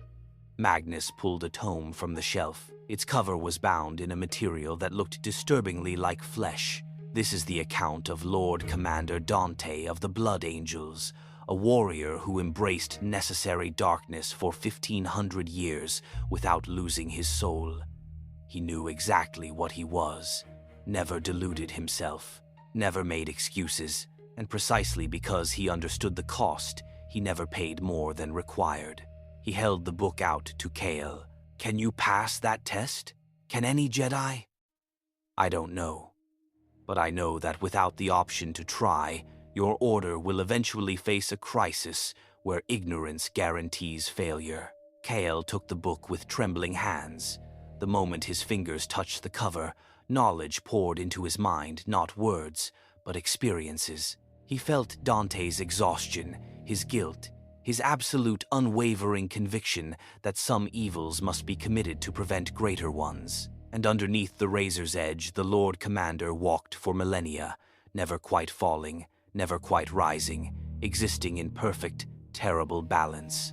"This will destroy people," Kale whispered. "Yes," Magnus agreed. "Most people. But the ones it doesn't destroy? They'll save your galaxy when your traditional Jedi cannot." Movement at the library entrance made them both turn. Darius Jade stood there, along with Shara Ven and 24 other Padawans who'd been reading the altered texts. Their eyes were wide with mixture of terror and wonder. "You followed him," Magnus said, not a question. "We felt." Darius struggled for words. "A pull. Like the Force was guiding us here. But not the Force. Something else. Curiosity," Magnus supplied. "Intellectual hunger. The same drive that makes scholars great and zealots dangerous." He gestured at the vast library. "You want to know everything, to understand completely. It's why the Jedi try to teach you contentment with partial knowledge, because complete knowledge is dangerous." "You're offering us the choice," Shara said slowly. "To remain safely ignorant or become dangerously educated. I'm offering you honesty." Magnus's voice carried the weight of millennia. "Your masters will claim I'm corrupting you. They're correct. But consider, what is corruption except transformation they didn't approve? What is enlightenment except corruption they did?" He moved to the library's center, where a massive tome rested on a pedestal of crystallized psychic energy. The book was larger than any Padawan, its cover inscribed with a title in golden fire, "The Chronicle of Magnus." A Primarch's complete history, every choice, every consequence, every moment of damnation. "This is my greatest work," Magnus said quietly. "My entire life, not sanitized, not justified. Every mistake laid bare, every moment of arrogance, every compromise, every rationalization that led me from loyal son to damned traitor." He looked at the assembled Padawans. "Read this, and you'll understand exactly how good intentions pave the road to catastrophe." "Why would you expose yourself like this?" Darius asked. "Because I'm not your enemy, I'm your cautionary tale." Magnus placed his hand on the chronicle. "The Jedi teach through aspiration, show you heroes to emulate, paragons to inspire, but you learn more from failure than success. From seeing precisely how someone with noble goals, vast power, and absolute conviction can still become a monster." The library trembled. Reality rippled. Somewhere far above, alarms began screaming throughout the temple. "They've detected the rift," Magnus said calmly. "The Council will be here soon. You have minutes to decide." He gestured at the shelves upon shelves of forbidden knowledge. "Stay ignorant and safe. Or take one text, just one, and begin the most dangerous education you'll ever receive." The Padawans stood frozen, caught between training and temptation. Kael Sorvus, expelled Jedi with nothing left to lose, reached for a treatise on the nature of Force corruption. As his fingers touched it, his eyes widened with understanding that was part enlightenment, part horror. Shara Ven stepped forward next, taking a slim volume titled The Psychology of Righteous Atrocity. Then Darius Jade, choosing a text on the precise mathematical formulae where noble cause transforms into genocidal certainty. One by one, the Padawans made their choice. Not all of them, 7, turned and fled, unable to face the weight of that decision. but 16 remained, each selecting a single text, each accepting the burden of dangerous knowledge. Magnus watched with an expression of profound sadness. "You've doomed yourselves," he said softly, "or saved yourselves. Time will tell which, but you've taken the first step on a path that cannot be unwound." He looked at each of them in turn. "Remember this moment. Remember that you chose, because when the darkness comes, and it will come, you won't have the luxury of claiming ignorance or innocence." The library doors exploded inward. Master Kalik stood at the threshold, along with half the Jedi Council and a dozen temple guards. His face was a mask of controlled fury, but beneath Kale could feel it through the Force terrible fear. "What have you done?" Kalik's voice was barely above a whisper. "I've given them a choice your order would have denied," Magnus replied. He gestured, and the library began to fade, not destroyed, but retreating into psychic space, existing in a dimension the Jedi couldn't follow. "This repository will persist after I'm gone. Those with sufficient will and dangerous curiosity will find it, and they will learn." "You've corrupted them," Kalik's lightsaber ignited. "I've educated them," Magnus's single eye fixed on the Master. "There's a difference, though I understand why you can't see it. Your entire philosophy requires that education and corruption be synonymous when it comes to darkness. Because if they're not, if dangerous knowledge can be wielded safely by the properly trained, then 20,000 years of suppression was a mistake." The accusation hung in the air like poison. "You will not leave this chamber," Kalik declared. The temple guards advanced, forming a perimeter, lightsabers blazing. Magnus smiled, sad, knowing, already anticipating every move. "Master Kalik," he said gently, "do you remember what I told you in the archives? About the student who will fall and nearly destroy everything?" He glanced at the 16 Padawans clutching their forbidden texts. "I lied." The temperature dropped 30 degrees in an instant. "It's not one student," Magnus continued, his voice carrying psychic weight that pressed against reality. "It's all of them. Every Padawan in this temple, every knight, every master. You're all on the precipice, and you've been there for centuries." The question was never whether the Jedi Order would face internal catastrophe, only when, and whether you'd be prepared. He began to glow, psychic fire wreathing his form.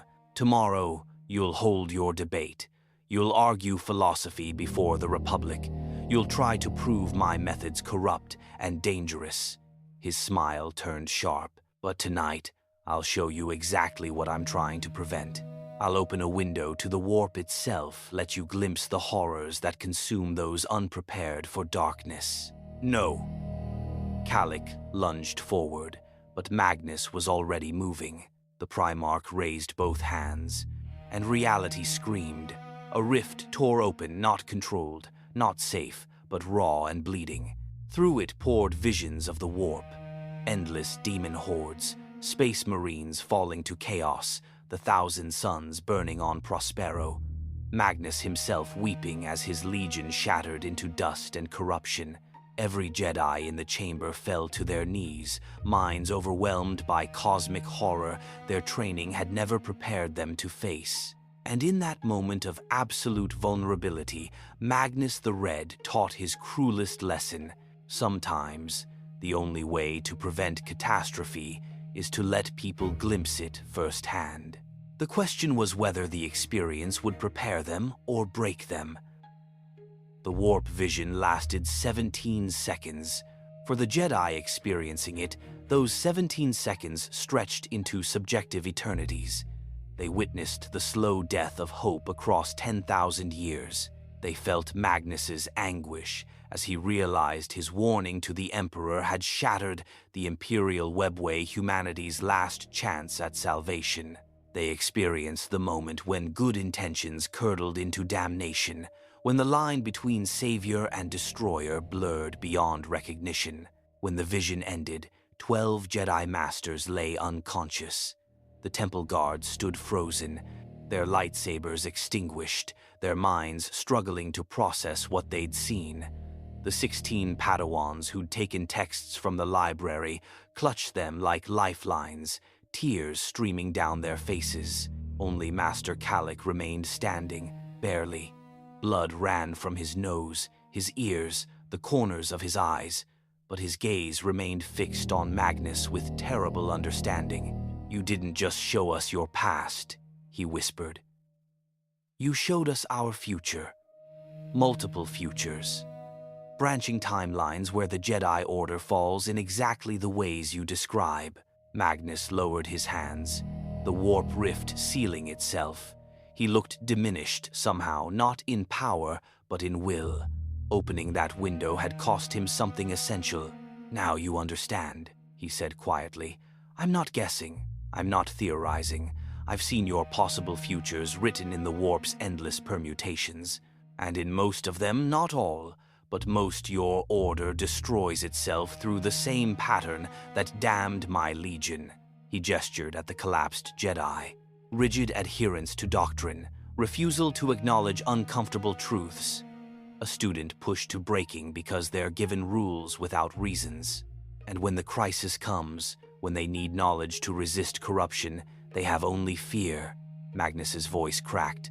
"So they fall, hard, completely, and they take everything with them." Kalik steadied himself against a pillar. "You violated every principle of consent, of mental sanctity." "Yes." Magnus didn't deny it. "I have, because your principles would have kept you blind until catastrophe struck. Sometimes, Master Kalik, the ethical choice is the cruel one. Sometimes you must wound to prevent greater injury. That's exactly the rationalization that leads to darkness," Kalik said, but his conviction wavered, because he'd seen it: the warp, the chaos gods, the reality of cosmic horror beyond anything Sith philosophy encompassed, and he understood, with sick certainty, that traditional Jedi training provided no defense against that. "It is," Magnus agreed. "The rationalization is identical. The difference lies in execution and intention. I'm not asking you to trust my methods. I'm asking you to verify them. Study what I've shown you. Analyze the patterns. Determine for yourself whether my warnings are manipulation or prophecy." He moved toward the chamber exit, his massive form leaving psychic afterimages. "Tomorrow's debate is now irrelevant," Magnus said. "Philosophy means nothing against experiential truth. You've felt the warp. You know what awaits the unprepared. The question is no longer whether my knowledge corrupts. It's whether your ignorance kills." Master Kalik should have stopped him, should have rallied the temple guards, sealed the chamber, done something. Instead, he watched Magnus leave, his mind churning with impossible choices. The news spread through the temple like wildfire. Within an hour, every Jedi knew that something catastrophic had occurred in the sub-levels. The official story, a dangerous force experiment that was safely contained, convinced no one. The 16 Padawans who emerged clutching forbidden texts. The 12 masters still unconscious in the medical wing, screaming in their sleep of daemons and endless war. The fundamental shift in the Force itself, like reality, had been wounded and sutured back together slightly wrong. Jocasta Nu found Master Kalik in the archives, staring at the altered texts with an expression of existential horror. "He's right, isn't he?" she asked quietly. Kalik didn't pretend to misunderstand. "About some things. Maybe most things. I don't know anymore, Jocasta. I saw." He trailed off, unable to articulate the warp's enormity. "Light and dark in harmony. But we've never encountered darkness on that scale. Industrial, cosmic, darkness that turns planets inside out and corrupts souls across millennia. So we accept his methods? Allow corruption to prevent corruption? I don't know." The admission burst from Kalik like a confession. "Every instinct, every teaching, every fiber of my being says Magnus represents exactly the threat we're trained to resist. but those same instincts kept me ignorant of truths I needed to understand. If I'd faced that warp vision unprepared, if Magnus hadn't vaccinated us. He shuddered. We'd all be lost, corrupted or catatonic. Jocasta sat beside him, her ancient eyes reflecting centuries of preserved knowledge she now questioned. "The Republic delegation arrives tomorrow," she said. "Chancellor Valorum, Senator Palpatine, 36 observers. They expect a debate about philosophy and tradition. They're going to get something else entirely." Calic's laugh was bitter. "Magnus has forced us past the point of debate. He's created a crisis that demands immediate decision. Adapt or die. The Council is divided," Jocasta reported. "Master Cole wants Magnus expelled by force. Master Vrook argues for temporary acceptance while we study his methods. Master Lyria has locked herself in meditation, unable to reconcile what she saw with her understanding of the Force." "And you?" Calic asked. "What does the Keeper of Archives think?" Jocasta was silent for a long moment. When she spoke, her voice carried the weight of painful honesty. "I think we've been archivists of comfortable lies, preserving knowledge that makes us feel wise, while excluding anything that challenges our certainty." She gestured at the altered texts. "Magnus called this a library, but it's really a mirror showing us truths about ourselves we've been avoiding for 20 millennia." She stood, her decision made. "Tomorrow, when the Republic representatives arrive, I'm going to do something unprecedented. I'm going to open the archives, all of them, including Magnus's additions to public scrutiny. Let the galaxy see both versions. Let them decide which serves wisdom better. That's..." Calic struggled for words. "That could destroy the Order's authority. Our mystique. The trust we've built over our authority is already destroyed," Jocasta interrupted. Magnus saw to that the moment he opened his library of damnation. The question now is whether we adapt with dignity or cling to illusion until it shatters. She left Calic alone with his thoughts and the glowing texts that rewrote everything he thought he knew. In the medical wing, the 12 unconscious masters dreamed. They dreamed of burning Prospero, of the 1,000 suns shattering into dust and warp-tainted madness, of Magnus weeping as he realized his hubris had doomed everyone he loved.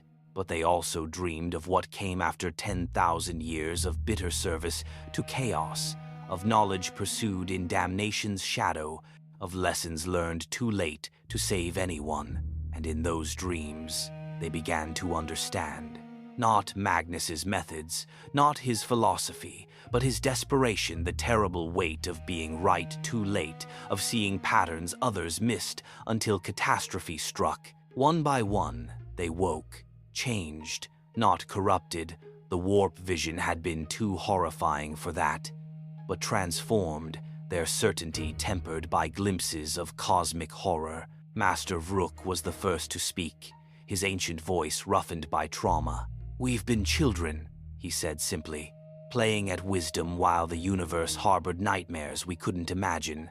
Magnus didn't corrupt us tonight, he grew us up, painfully, cruelly, but necessarily." The other masters nodded slowly, unable to deny it. Deep in the sub-levels, Magnus stood before the fading library of damnation. The rift was closing, his energy nearly depleted from maintaining it. Soon, it would retreat fully into psychic space, accessible only to those with sufficient will and dangerous curiosity. "You've traumatized them," said a voice behind him. Magnus turned to find Senator Palpatine standing at the corridor entrance. The politician wore his usual expression of mild concern, but his eyes were ancient, calculating, and entirely too knowing. "Senator," Magnus said carefully, his psychic senses suddenly screaming warnings. "This area is restricted, so I've been told, yet here I am." Palpatine stepped closer, and the Force around him shifted, like a mask falling away to reveal something vast and malevolent beneath. "You've done remarkable work, Magnus the Red, shaking the Jedi Order to its foundations, introducing forbidden knowledge, creating schisms that will echo for decades." Magnus's single eye narrowed. "You're not just a senator, no." The smile that crossed Palpatine's face was ancient and terrible. "I am Darth Sidious, Dark Lord of the Sith, and I've been planning the Jedi Order's destruction for 20 years. He gestured at the closing library. "Then you arrived and accomplished more in 3 days than I managed in 2 decades. You think I'm serving your purposes," Magnus said flatly. "Aren't you?" Palpatine's tone remained conversational. "You claim to prevent catastrophe, but you've introduced chaos. You say you're educating, but you've sown doubt. You believe you're preparing them for crisis, but you've created the very instability that guarantees one." Magnus felt it then, the terrible possibility that Palpatine was right, that his intervention, born of genuine desperation to help, might be the catalyst for exactly the catastrophe he sought to prevent. "You're wrong," he said, but doubt crept into his voice. "Am I?" Palpatine moved closer. "Tell me, Primarch, in how many of those futures you saw did your intervention actually save the Jedi? And in how many did you simply accelerate their fall?" The question struck like a blade, because Magnus had seen those timelines too, had witnessed possibilities where his education became the excuse for ambitious Padawans to justify darkness, where his warnings became self-fulfilling prophecies. "I see the doubt," Palpatine purred. "The fear that you're repeating old patterns, that you're still the same arrogant son who thought he knew better than his father." He extended a hand. "But perhaps we can help each other. You seek to prevent catastrophe. I seek to reshape the galaxy.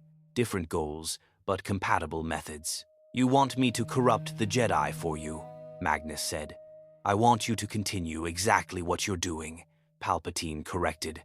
"The difference is, I'll ensure your work isn't wasted, that the knowledge you're imparting serves a purpose beyond your guilt-driven need for redemption." Magnus stared at the extended hand, at the Sith Lord who saw him clearly, every doubt, every fear, every terrible possibility, and for the first time since arriving in this universe, Magnus the Red felt truly lost, because Palpatine's offer was tempting. Not the alliance, but the certainty, the promise that his actions would matter, would serve a purpose, would be more than trauma masquerading as wisdom. "Get out," Magnus whispered. "I'll leave," Palpatine said, withdrawing his hand. "But the offer remains. And when tomorrow's debate tears the Order apart, when you see the chaos your honesty has created, remember, I'm the only one who truly understands what you're trying to accomplish." He vanished into shadow, leaving Magnus alone with his doubts and the closing library. Above them, the Jedi Temple prepared for a debate that would change everything, and the galaxy held its breath, unaware that the real decision had already been made in the heart of a fallen Primarch who no longer knew if he was savior or destroyer. Dawn broke over Coruscant with the color of old blood. The Grand Convocation Hall filled slowly, senators, Jedi Masters, Republic officials, and independent observers taking their seats in careful hierarchy. Holographic recorders hovered like mechanical insects, broadcasting to trillions across the galaxy. This was meant to be a philosophical debate, a civilized discourse on tradition versus innovation.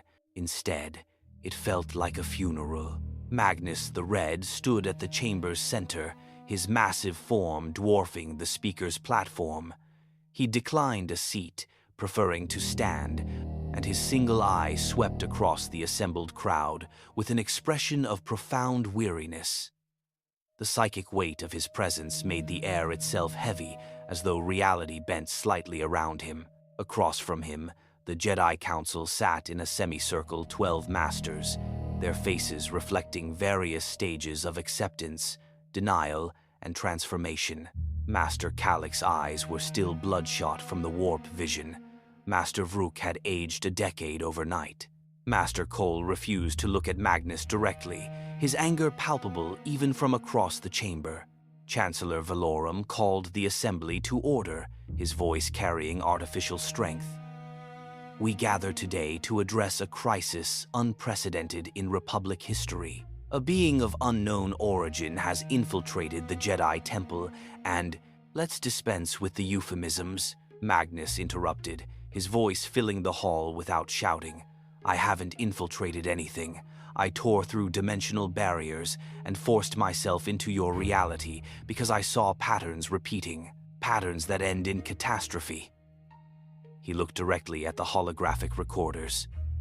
You want to know what I am? I'm a cautionary tale that survived long enough to warn others. Silence fell like a shroud. Senator Palpatine Darth Sidious, beneath his mask, leaned forward with an expression of concerned curiosity. Then enlighten us, Magnus the Red. What patterns do you see? What catastrophe do you claim to prevent? Magnus's eye fixed on Palpatine, and for a moment recognition flickered, but he turned away, addressing the full assembly. Your Jedi Order operates on a fundamental lie, he began. Not a deliberate deception, a convenient fiction you've told yourselves for so long you believe it true. You claim to seek balance between light and dark. You claim to acknowledge both aspects of the Force while maintaining wisdom and restraint. He gestured at the Council. But your actions betray your words. 3/4 of your teachings focus on light. Texts exploring darkness are restricted, sanitized, treated as contamination rather than knowledge. You teach your students to fear the dark side, not understand it, not analyze it, but simply fear it. Because darkness corrupts, Master Cole said, his first word since taking his seat. We've seen it happen countless times. Jedi who delve too deeply into Sith philosophy inevitably fall. Exactly my point. Magnus's voice carried triumph and frustration in equal measure. They fall because you send them unprepared.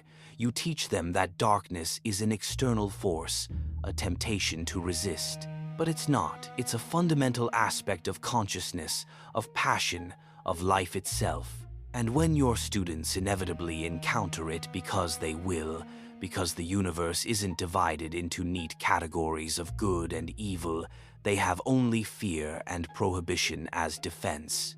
He raised one massive hand, and holographic images appeared, pulled from the warp, showing timeline after timeline. I've seen your futures, plural, branching possibilities in the quantum foam of probability. And in most, not all, but most, the pattern repeats. The images shifted, showing a hooded figure standing over burning temples. A student, brilliant and passionate, feels constrained by your teachings. They seek deeper understanding, delve into forbidden knowledge alone, unprepared, and they fall not because darkness is irresistible, but because you never taught them how to resist it properly. The chamber erupted in murmurs. Magnus silenced them with a gesture. You want specifics? Very well. He looked directly at a young senator, a man from Naboo whose force potential was carefully hidden. In one timeline, this one becomes a Sith Lord who nearly destroys the galaxy. In another, he remains a politician and serves with honor. The difference. In the catastrophic timeline, the Jedi who discovers his force sensitivity tries to suppress it rather than educate it. Fear breeds rebellion. Rebellion breeds darkness. Palpatine's mask didn't slip, but his fingers tightened on his armrest. Or here. Magnus's attention shifted to a Padawan in the observer section, a young human named Anakin Skywalker, visiting with his master Qui-Gon Jinn. Chosen one, prophesied to bring balance. But balance doesn't mean more light, it means genuine equilibrium. In timelines where the Order tries to suppress his passion, his attachment, his fear, he becomes catastrophe. In timelines where they teach him to acknowledge and channel those emotions wisely, he becomes exactly what the prophecy promises. Qui-Gon Jinn stood abruptly. "You dare speak of my Padawan? You know nothing of. I know everything." Magnus's voice dropped to something almost gentle. "I know his nightmares, his fear of loss, his desperate need to save those he loves. All the attachments your order would demand he sever, not understand, not manage, but simply cut away like diseased tissue." His eye blazed. "And I know what happens when you force that amputation. He becomes Darth Vader, and the galaxy burns." The name echoed through the Force like thunder. Anakin felt it, a future self, wrapped in darkness and mechanical horror, standing over corpses of Jedi younglings. He collapsed, gasping, and Qui-Gon caught him. "You've traumatized a child to prove a point," Master Kallik said, his voice tight with controlled fury. "I've traumatized a child to save his life," Magnus countered, "and yours, and the lives of trillions he would kill as Vader. This is what you don't understand. Prevention is always cruel. Surgery hurts, vaccines cause pain, but the alternative is death." He turned to face the Council directly. "I didn't come here to corrupt your order. I came to prepare it, because I've lived your catastrophe already." His voice cracked. "I was the brilliant student who delved too deep. I was the one who thought his wisdom exceeded his father's caution. I was the one who used forbidden knowledge with good intentions and shattered everything." Magnus spread his arms, and the psychic pressure in the chamber intensified. "I broke the Emperor's webway trying to warn him of betrayal. I damned my legion trying to save my brother. I became exactly the monster my father feared, because he taught me to fear power instead of wield it responsibly. And now, 10,000 years later, I watch your order making the same mistake. So what do you want?" Master Vrook's voice cut through the tension. "What outcome would satisfy you?" Magnus was silent for a long moment, his single eye distant. "I want you to survive," he said finally. "I want the patterns to break. I want just one mystic order, in one universe, to face their internal darkness with wisdom instead of fear and come out intact." He looked at each council member in turn. "I want redemption not for myself, but for the philosophy that could have saved my father's dream if anyone had the courage to implement it." "And if we refuse?" Senator Palpatine asked, his voice carrying subtle menace.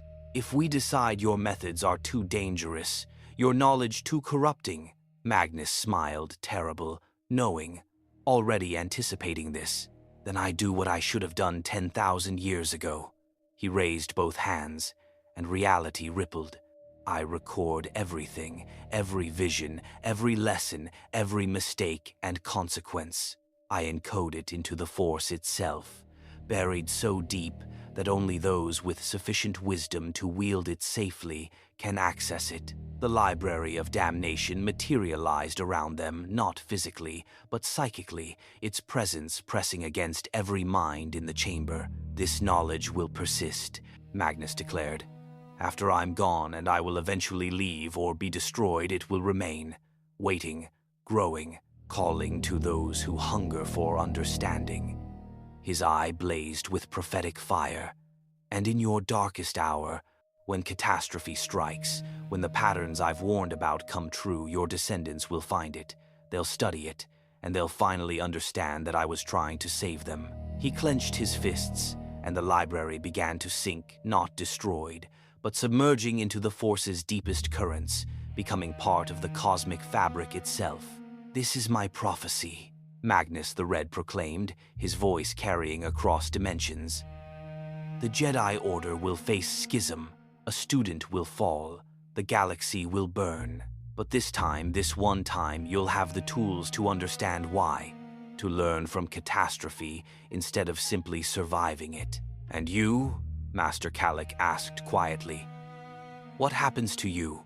Magnus's expression softened into something heartbreaking. I return to my own hell, he said simply. To the warp, to damnation, to 10,000 years of service to gods I hate because I lack the strength to die. But I return knowing that here, in this universe, I tried something different, that I warned instead of waiting, that I was cruel to be kind instead of kind until cruelty became inevitable. He began to fade, his form losing coherence as his connection to this reality weakened. Remember this moment, he said, his voice already distant. When the crisis comes, and it will come, remember that a damned Primarch crossed the void between universes to warn you. That knowledge exists in the darkness. That fear is not wisdom. Wait. Anakin Skywalker's voice rang out. The boy had recovered, was standing on shaking legs. The future you showed me, Vader. Can I prevent it? Magnus paused, his form flickering between solid and ethereal. Yes, he said gently, but not by suppressing your emotions, not by cutting away your attachments, not by following the Jedi Code as it's currently written.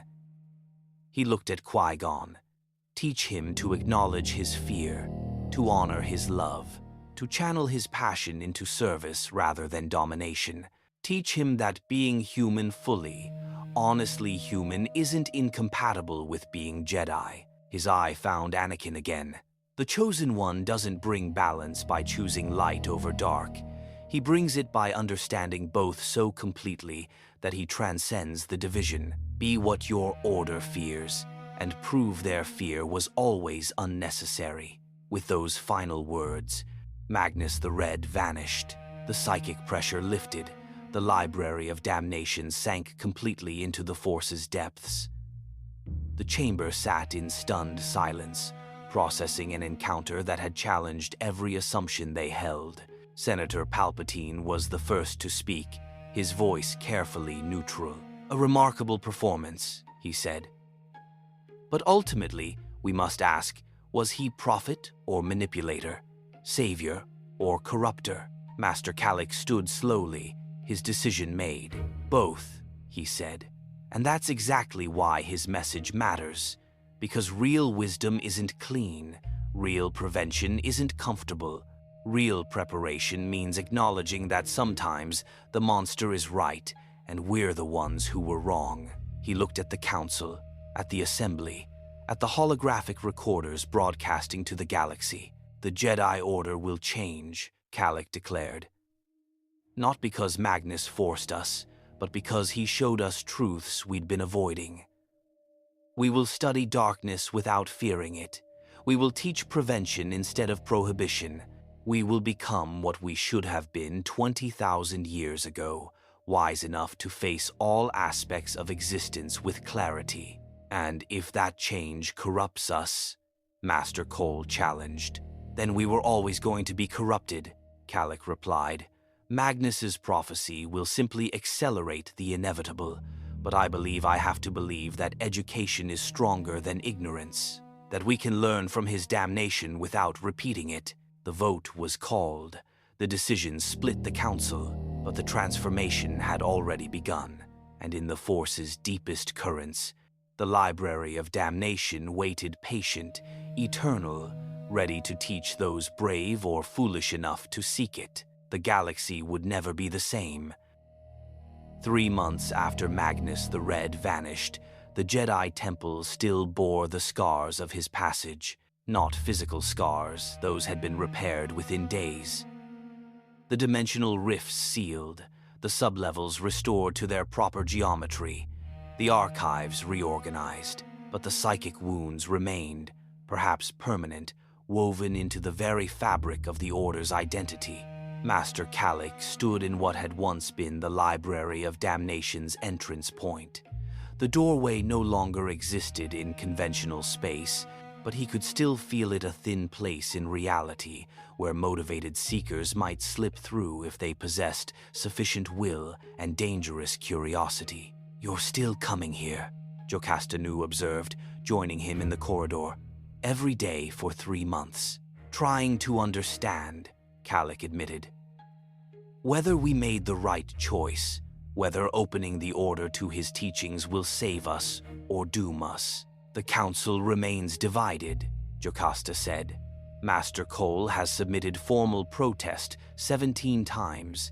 He's calling for complete purge of all altered texts, full return to orthodox teachings. And Master Vrook implemented the new curriculum in the Padawan training halls. Comparative dark side studies, treating Sith philosophy as something to understand rather than simply reject.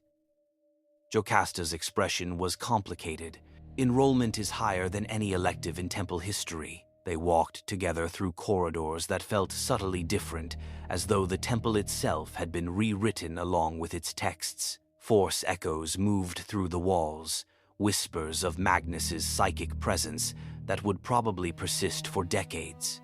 "The 16, Kallik said. "The Padawans who took texts from the library. How are they?" Jocasta pulled up a datapad, though she'd memorized the information weeks ago. Darius Jet shows advanced understanding of emotional regulation, able to acknowledge anger without being consumed by it. Sharaven has developed techniques for studying dark side artifacts without corruption. Both are being watched closely, but... She paused. "They're thriving, Kallik, not falling, not corrupted, actually becoming better Jedi because they understand what they're resisting. Or they're becoming something else entirely," Kallik murmured.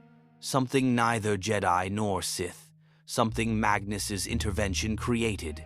They reached the Archives, the public section now, where altered and original texts sat side by side, allowing students to compare philosophies. It was Jocasta's innovation, her response to Magnus's challenge. Transparency over suppression, education over prohibition. A group of younglings sat in a reading circle, their instructor a knight named Talos Vren, leading discussion on a text Magnus had altered. "The original version," Talos explained, holding up a holocron, "claims that emotional attachment leads inevitably to suffering and darkness. The revised version argues that suppressed attachment leads to suffering and darkness, while acknowledged attachment can be a source of strength and stability." A young Togruta raised her hand. "Master Vren, which version is true?" Talos smiled, the kind of smile that acknowledged complexity rather than offering false certainty. "That's the question you'll spend your whole life answering. Different Jedi will reach different conclusions. The important thing is that you understand both perspectives and choose mindfully, rather than simply accepting what you're told." Kallik felt something shift in his chest, not darkness, not corruption, but possibility. Magnus had broken their certainty, yes.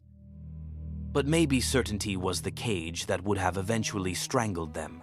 "The Republic is responding," Jocasta continued as they moved deeper into the Archives. 23 systems have requested Jedi advisors trained in the new methodology.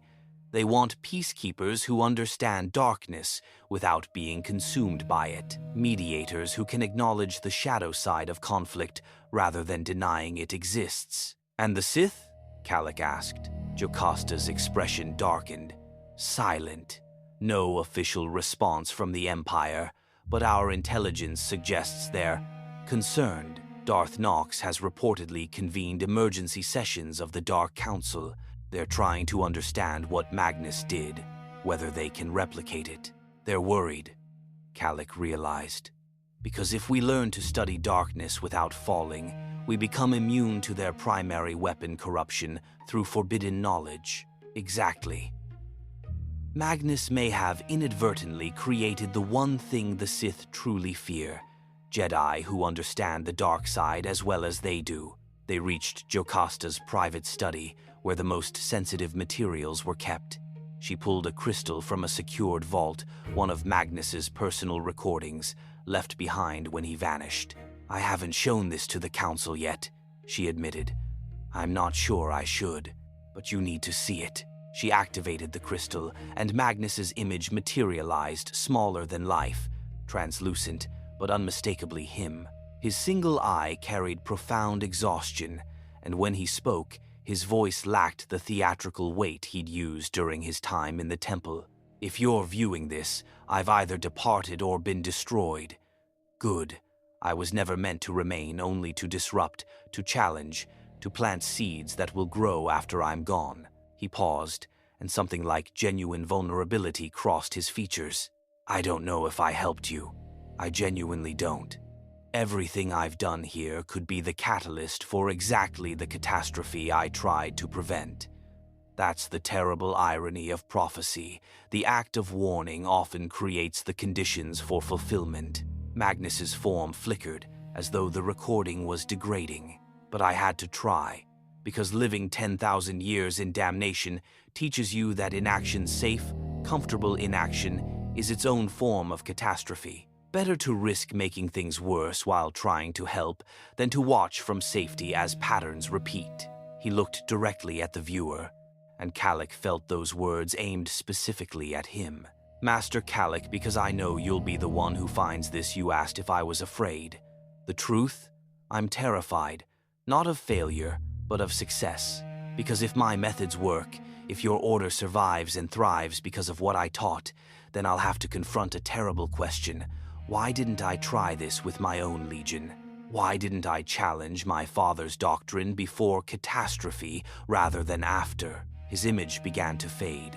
The answer is that I was a coward. I feared his rejection more than I feared damnation, and thousands paid the price for my cowardice. Don't repeat my mistake, Master Calic. Don't let fear of change, of controversy, of being wrong, prevent you from doing what needs to be done. The recording ended. Calic and Jocasta sat in silence, processing words that felt like a confession and a challenge in equal measure. He was right, Calic finally said, about almost everything. The patterns, the dangers, the necessity of uncomfortable truth. But he was also wrong because he assumed his trauma was universal wisdom, that what damned him must be what saves us. So what do we do? Jocasta asked. Calic stood, decision crystallizing. We take what's useful and leave the rest. We study his warnings without adopting his methods wholesale. We learn from his damnation without living in it. He looked at the empty air where Magnus's image had been. We prove that education and wisdom aren't the same as trauma and desperation. Across the galaxy, in the industrial sectors of Nar Shaddaa, Kael Sorvus sat in a dark cantina, the text he'd taken from the library open before him. He'd been studying it for 3 months, Lord Commander Dante's account of 1,500 years, walking the razor's edge between necessity and monstrosity. And slowly, painfully, he was understanding. Not just the content, not just the philosophy, but the cost. The terrible, endless cost of choosing to be the monster when monsters were needed, while never losing the capacity to recognize monstrosity for what it was. You look like hell, said a voice. A woman slid into the booth across from him, a former Sith named Lyra Kane, another exile who'd received one of Magnus's texts. Feel worse, Kael admitted. This knowledge, it's not corrupting me. That would almost be easier. Instead, it's making me responsible, forcing me to acknowledge that ignorance was a luxury I can never afford again. Same, Lyra said. She pulled out her own text, a treatise on the precise mechanisms of dark side corruption, written with scientific clarity and psychological insight that made traditional warnings seem like children's stories. I used to think the dark side was power. Then the Sith taught me it was domination. Now Magnus has shown me it's neither. It's a failure mode, a trap, and once you understand the trap, you can't unsee it. They sat together, 2 exiles studying knowledge that made them simultaneously more dangerous and more restrained than they'd ever been. Do you think he succeeded? Lyra asked. Magnus, do you think he prevented the catastrophe he warned about? Kael considered the question seriously. I think he changed the game board, whether that results in better outcomes or just different disasters. He shrugged. We'll find out in a few decades when the patterns he altered fully manifest. In the Jedi Temple, Anakin Skywalker meditated in his private chamber. The vision Magnus had shown him, Darth Vader, mechanical monster, standing over corpses, haunted his dreams. But now, thanks to Qui-Gon's adjusted training, he was learning to face that fear rather than suppress it. "You're afraid of loss," Qui-Gon had told him the day after Magnus vanished. "Afraid of failing those you love. The old teachings would demand you sever those attachments. The new understanding recognizes that attachment itself isn't the danger desperation born from unacknowledged attachment is." Anakin opened his eyes. Looking at a holocron, he'd been gifted one of Magnus's personal recordings, addressing him specifically. "Chosen one," Magnus's voice emerged from the crystal. "You will face a choice. Save the one you love by embracing darkness, or lose them by clinging to light. Both options are false binaries, created by limited thinking." The image of Magnus manifested, smaller than life, but his single eye blazing with intensity. "The true choice is this. Accept that you cannot control everything, cannot save everyone, cannot prevent all loss, and that the attempt to do so, the desperate grasping at power to enforce desired outcomes, is precisely what creates the monster you fear becoming." Anakin felt tears on his face. The words cut deep because they were true. "You will lose people," Magnus continued gently. "You will fail.